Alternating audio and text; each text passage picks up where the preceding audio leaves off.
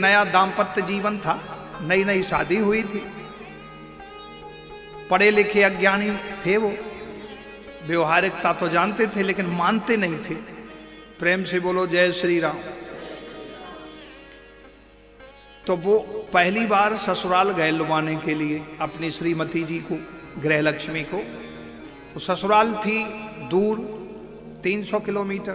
तो बोले गाड़ी चला के थक जाएंगे, ट्रेन से जाएंगे। आने जाने का उन्होंने अपना एसी 2 टायर का टिकट किया और लेने चले गए। सत्संगी भी थे, पूजा पाठ भी करते थे। तो वो जब लेने जा रहे थे, ला करके आ गए स्टेशन पर, गाड़ी 1 घंटे लेट थी। वहीं पर एक सज्जन रामायण का पाठ कर रहे थे। रामायण का मजला गुटका, 2 तरह के होते ना, एक छोटा सा, एक मजला, एक उससे बड़ा।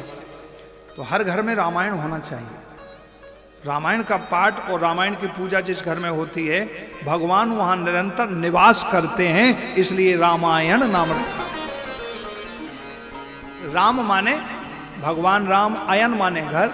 जहां प्रभु श्री राम का घर है उसी का नाम है रामायण।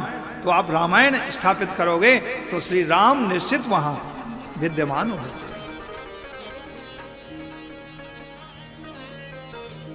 तो वो आए पढ़े लिखे नए जेंटलमैन, अपनी गृह लक्ष्मी को साथ में लिए, कुछ साथ में कुछ सामान, ब्रीफकेस वगैरह कुछ ऐसा।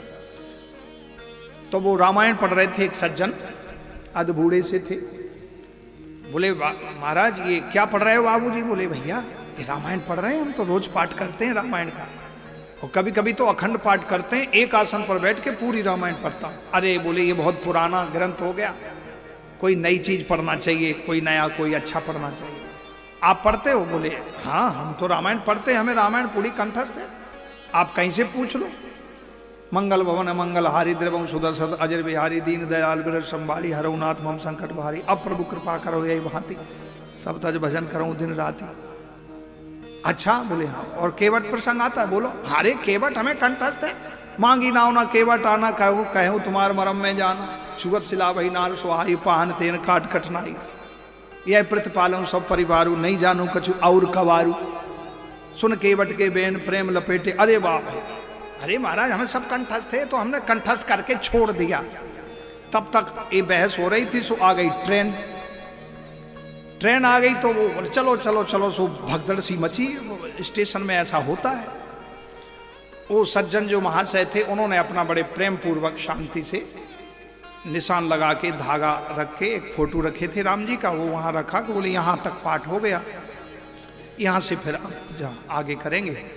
तो मूल पाठ अपना वस्त्र में बांध के ठीक से रखा बैग में, और ट्रेन में चढ़ गए। भीड़ ज्यादा थी, वो भी चढ़ गए। ट्रेन चल दी। अब इतनी भीड़ थी कि बहुत ही ज्यादा, एसी 2 टायर में भी बिना टिकट के लोग चढ़ गए। ऐसा हो जाता ना, कोई ट्रेनें जब रद्द हो जाती हैं तो दूसरी ट्रेन के लोग दूसरी ट्रेन में चले जाते हैं। अब 2 स्टेशन पार हो गए, तब वो सज्जन आए, नए जेंटलमैन, ढूंढते हुए, और चेहरा एकदम भयभीत सा और एकदम हॉपलेस हो गए। और वो सज्जन ऊपर की बर्थ थी, अपना ऊपर की सीट ली, सेकंड एसी में थे, तो अपना बैठ के आसन से और रामायण का गुटका खोल के, मजला गुटका, और जहां से पाठ रह गया था वहां से अपना शुरू कर रहे। तब तक आए वो, देखे, अरे बाबूजी आप यहाँ? बोले हाँ हमारी सीट यही है। और तुम ऐसे, वो कहाँ है तुम्हारी गृह लक्ष्मी? बोले मैं उन्हीं को ढूंढ रहा हूं, क्या वो पता नहीं कहाँ है, मिल ही नहीं रही है। अच्छा, तो बोले कहीं यहीं बैठी होंगी या छोड़ आए होंगे वहीं, हमको लगता है ऐसे ही है, छूट गई। तो बोले यदि तुमने केवट प्रसंग अच्छे से पढ़ा होता तो तुम्हारी पत्नी वहां नहीं छूटती स्टेशन पे, क्योंकि एकदम से भागे, वो सब चढ़ गए ऐसे ही।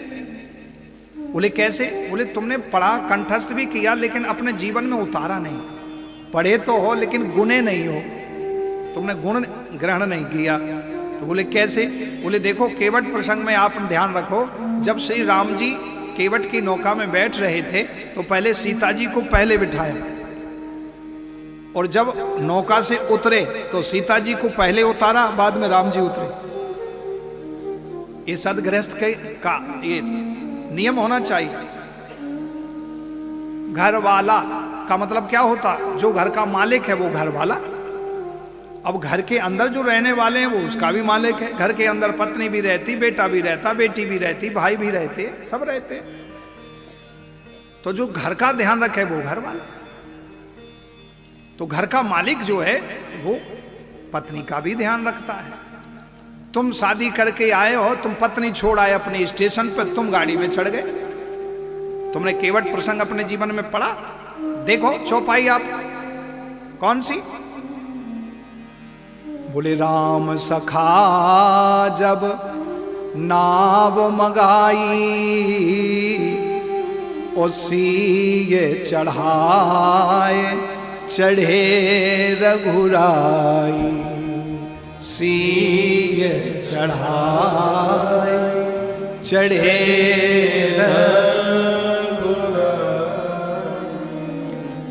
राम सखा जब नाव मंगाई और सीय चढ़ाए चढ़े रघुराई। देखो सबसे पहले सीता जी को विराजमान कराया, फिर श्री रघुनाथ जी, फिर लखन भैया, निषाद राजगुह, फिर केवट। और जब उतरे तो गंगा पार किया, और जब उतरे तो उतर ठांड भय सुर सरी रेता, और सीय राम गुह लखन समेता, सीय राम गुह